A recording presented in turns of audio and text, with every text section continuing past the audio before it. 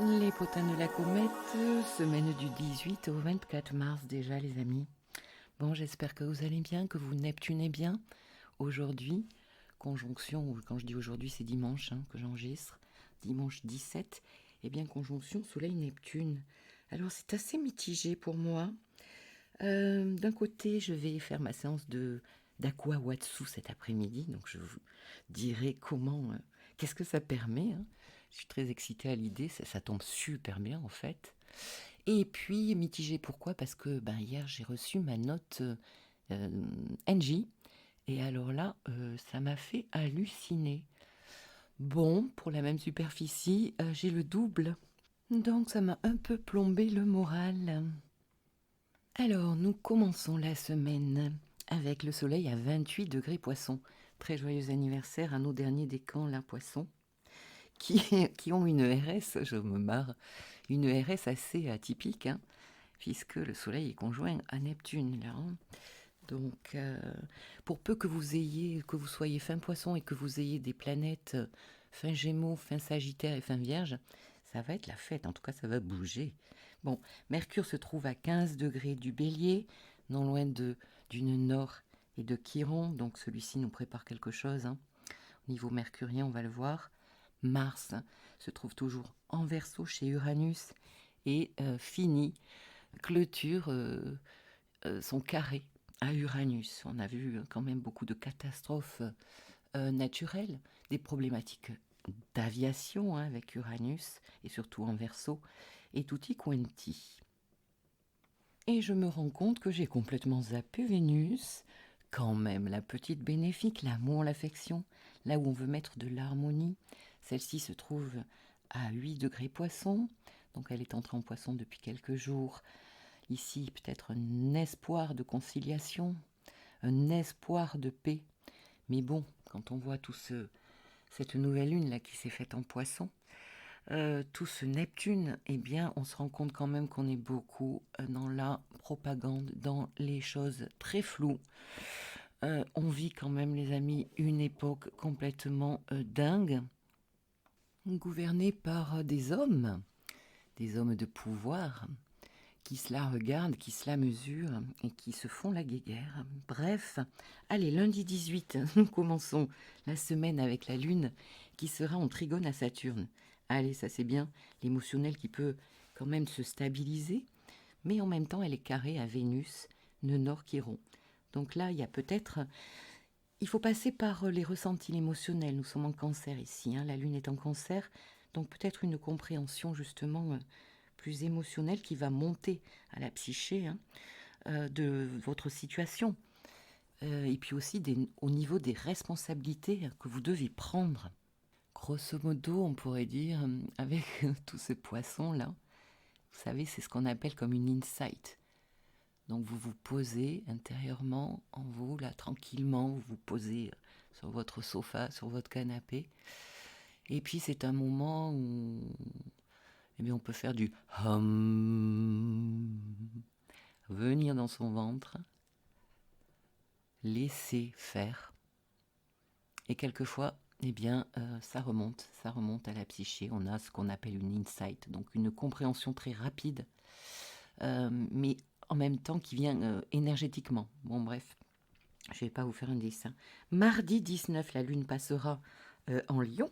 Donc ici, pourquoi pas une question d'amour, en tout cas de positionnement, d'ego aussi.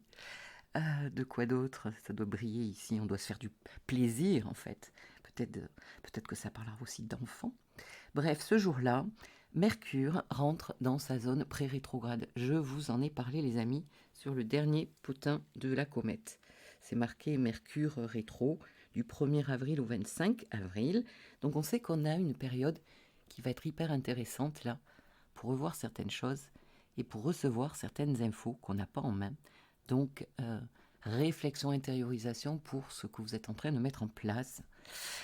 Eh bien, dans votre vie, donc ce mardi 19, moi j'aime beaucoup regarder ça, à partir de ce mardi 19, eh bien vous pouvez étudier, à partir du 1er avril, qu'est-ce qui était là, qu'est-ce qui était sur la table déjà, comme thématique, comme chose que vous voulez faire, comme communication que vous voulez donner, etc. Comme réflexion, comme formation, par exemple. Enfin, tout ce qui est affaires mercuriennes, donc affaires intellectuelles.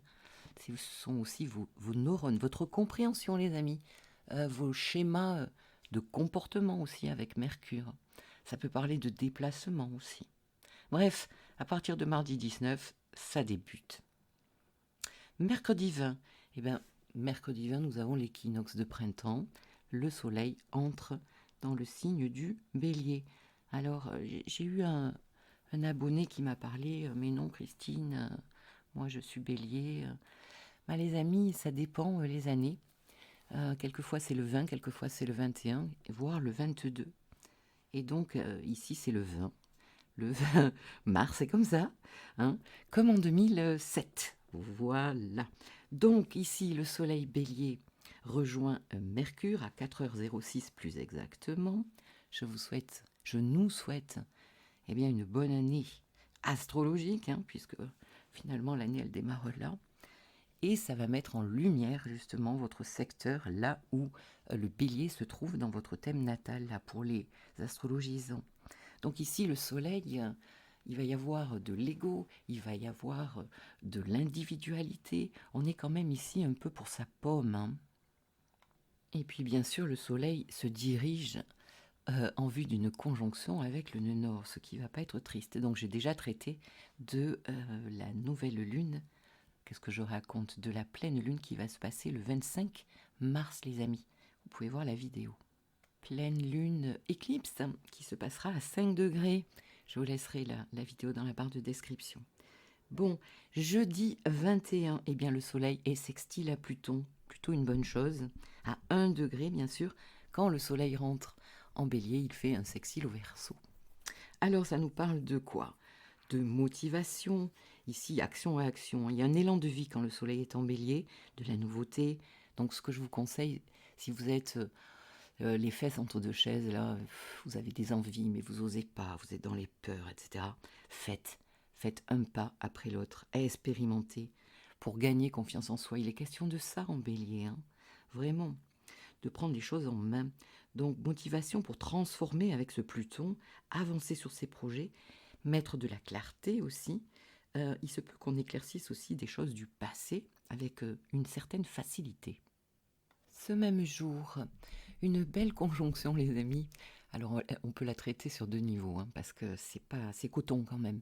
Vénus, donc la planète qui nous parle de nos valeurs, de l'amour, de l'affectif, mais aussi de nos finances, eh bien, sera conjointe à Saturne, la planète des restrictions, des responsabilités, une planète quand même qui peut pas mal nous plomber. Alors, on va faire les 2 versions. Au positif, qu'est-ce que ça veut dire? 12 degrés du Poisson, les amis. Donc si vous avez une planète à 12 degrés du Poisson, en face de la Vierge, au carré des Gémeaux et des Sagittaires, eh bien là, cette conjonction va vraiment parler de quelque chose d'important, puisqu'il peut y avoir quand même une prise de responsabilité au niveau pécunier, au niveau contractuel de signature, au niveau de l'amour. Bon, peut-être serons-nous aussi décidés à nous faire du bien. N'oublions pas que ici ça se passe en Poisson, donc chez Neptune. Peut-être aussi pouvons-nous décider certaines choses, structurer quelque chose de poissonnesque, de poissonneux, donc peut-être un projet créatif, hein, quelque chose, ou du bien-être, se faire du bien, ou faire du bien aux autres. Si vous êtes thérapeute, c'est plutôt pas mal.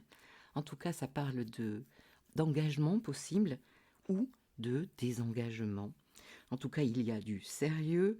Il peut y avoir une rencontre avec une personne peut-être saturnienne, donc plus mature, plus âgée. Et dans le côté négatif, on va regarder la carte du tarot.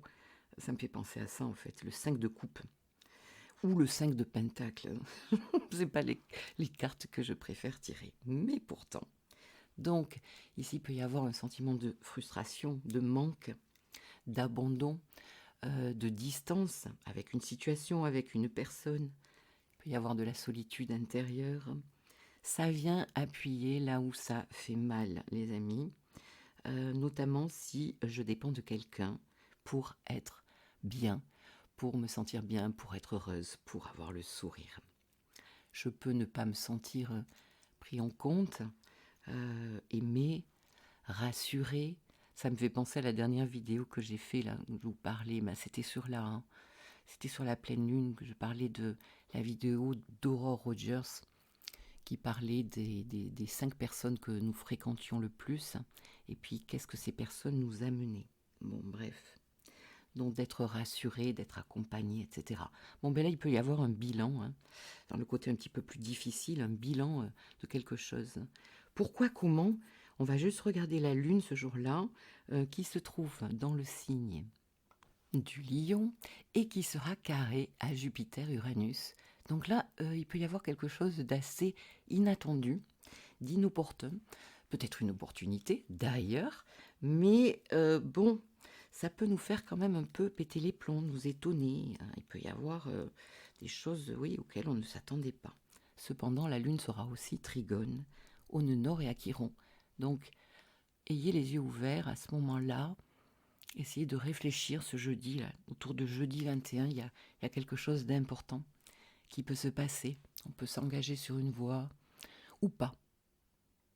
Et je rajouterai attention au nouveau faux départ. J'en ai parlé sur la vidéo de la pleine lune.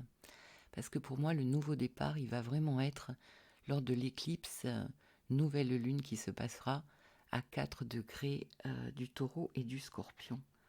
Oui, c'est à 4 degrés. Bref, vendredi, il ne se passe pas grand-chose, sauf que si on reste sur notre lune, eh bien, elle sera fin lion et elle sera opposée à Mars, qui se trouve toujours fin Verseau. Donc ici, pareil, hein, il peut y avoir pas mal de rébellions, de problématiques d'ego, de désaccords. Relationnellement, on peut être un peu énervé ici, hein. Allez, on passe à samedi, où Mars, justement, va passer dans le signe du Poisson. Allez, tout ce petit monde chez Neptune, eh bien, la propagande ne va pas s'arranger. Alors, si Mars en Verseau, eh bien, parler plutôt du collectif, de se libérer, de la liberté, eh bien, en entrant en Poisson, il va se teinter de Neptune. Alors, il y a bien sûr plusieurs lectures possibles. On peut ici être plein d'empathie, agir pour les autres, avec les autres, s'aider, s'entraider. C'est très bon pour les thérapeutes, hein, l'accompagnement.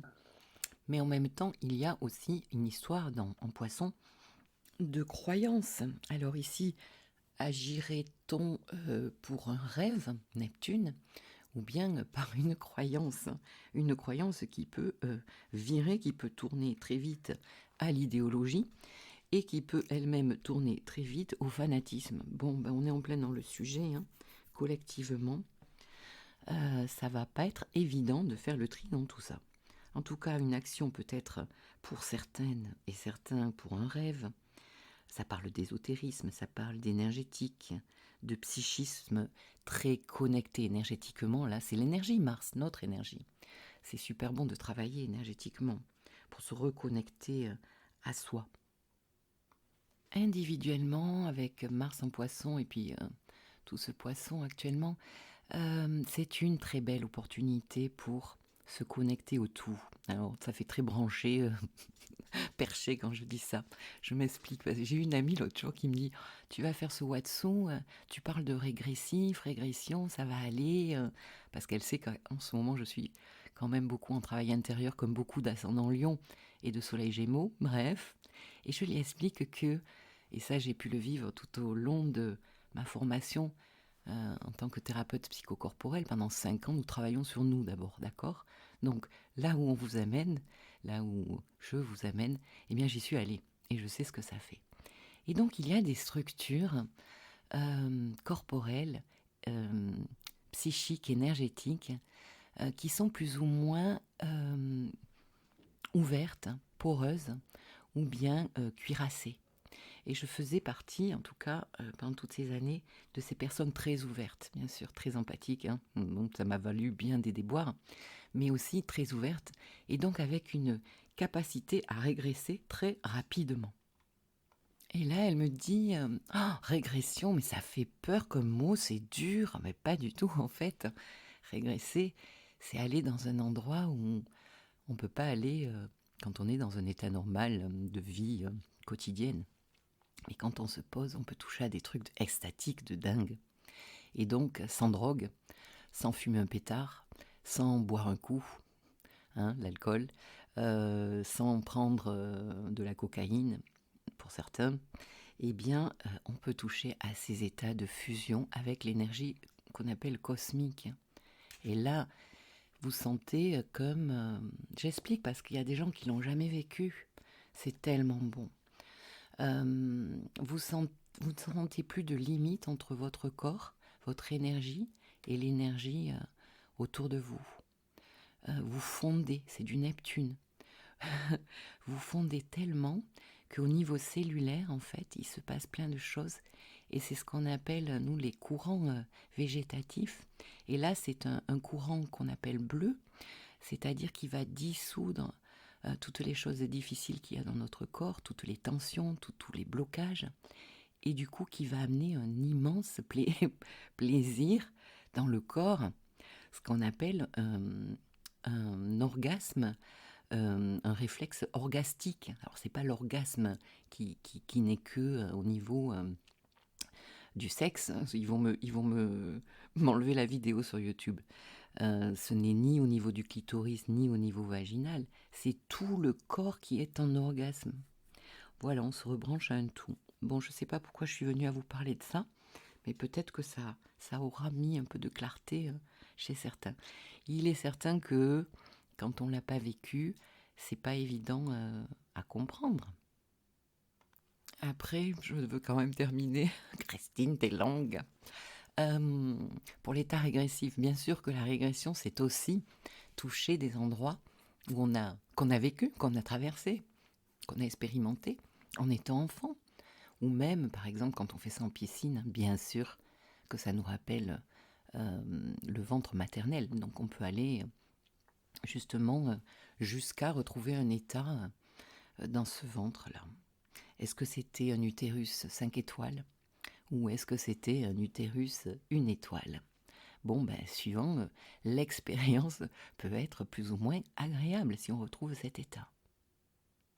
D'où l'intérêt, je continue, l'intérêt et la possibilité de réparer des choses, puisqu'on va retraverser ce moment-là, et s'il y a un bon thérapeute accompagnant pour justement vous accompagner, expérimenter autre chose de nouveau, et aller vers le plaisir, vers le bon, nourrir les cellules, reprogrammer l'ADN cellulaire, eh bien c'est tout, bon, c'est tout gagné, c'est du Chiron en bélier, c'est du Chiron conjoint nœud nord. Bref, ce même jour, samedi 23, la Lune va venir réveiller la Lune noire, qui se trouve opposée à Vénus-Saturne en Poisson.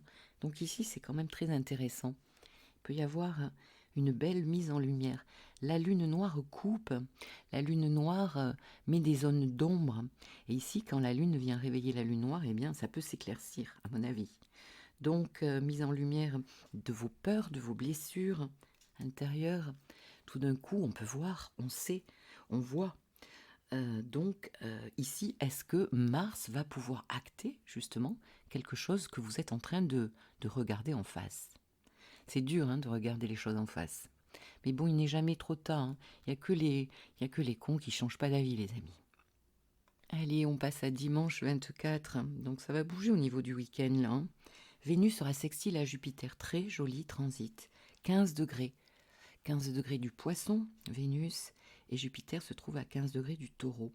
Ça nous parle de partage, d'envie, d'envie de voyager, de partager avec des amis. Alors vous pouvez gratter, je ne vous pousse pas à ça en général, mais quand même, Vénus, ça peut parler aussi de sous, avec Jupiter, la chance. Allez, vous pouvez gratter un petit jeu là, ou jouer au loto. Ça nous parle d'expansion avec Jupiter. Expansion de quoi? Eh bien justement de vos finances, si vous gagnez, ou bien de votre état amoureux.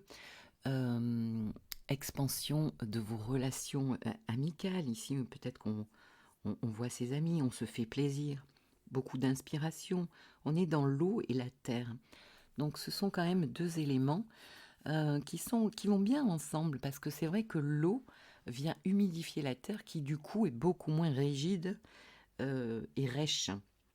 Donc de l'inspiration, de la créativité, démarrer quelque chose et pouvoir ancrer, justement, ancrer cette chose-là dans la matière.